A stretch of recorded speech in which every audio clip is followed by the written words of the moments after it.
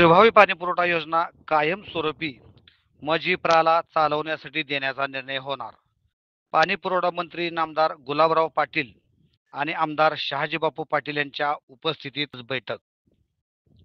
सांगोला तालुक्यासाठी वरदायिनी असलेली शिरभावी प्रादेशिक पाणीपुरवठा योजना कायमस्वरूपी महाराष्ट्र जीवन प्राधिकरणने चालवावी यासाठी उद्या महत्त्वपूर्ण निर्णय घेण्यात येणार आहे. राज्याचे पाणीपुरवठा व स्वच्छता मंत्री आमदार गुलाबराव पाटील आणि आमदार शहाजीबापू पाटील यांच्या उपस्थितीत बुधवार 4 सप्टेंबर रोजी मंत्रालयात उच्चस्तरीय अतितात्काळ बैठक आयोजित करण्यात आली आहे.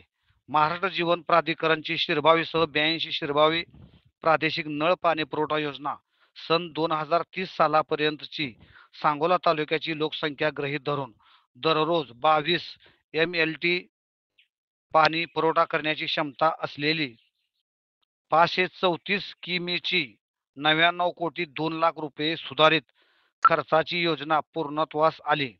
शिरभावी योजना कार्यान्वित करताना ही योजना महाराष्ट्र जीवन प्राधिकरणने पुढील 15 वर्षे चालवावी असा ठराव 25 मे 2005 रोजी झाला होता.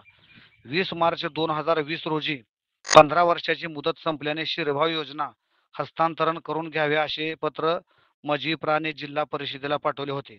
त्यानंतर आमदार शहाजीबापू पाटील यांनी पाणी पुरवठा व स्वच्छता मंत्री गुलाबराव पाटील यांच्याकडे पत्रव्यवहार करून या योजनेला ऊर्जित अवस्था या योजनेला प्राप्त करून दिली.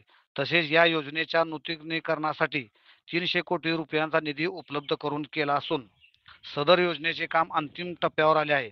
सांगोला तालुक्यासाठी वरदायिनी असलेल्या शिरभावी पाणी पुरवठा प्रादेशिक योजना महाराष्ट्र जीवन प्राधिकरण यांच्याकडून कायमस्वरूपी चालवण्यासाठी राज्याचे पाणी पुरवठा व स्वच्छता मंत्री गुलाबराव पाटील आणि आमदार शहाजीबापू पाटील यांच्या उपस्थितीत बुधवार 4 सप्टेंबर रोजी मंत्रालयात उच्चस्तरीय अतितात्काळ बैठक आयोजित करण्यात आली आहे.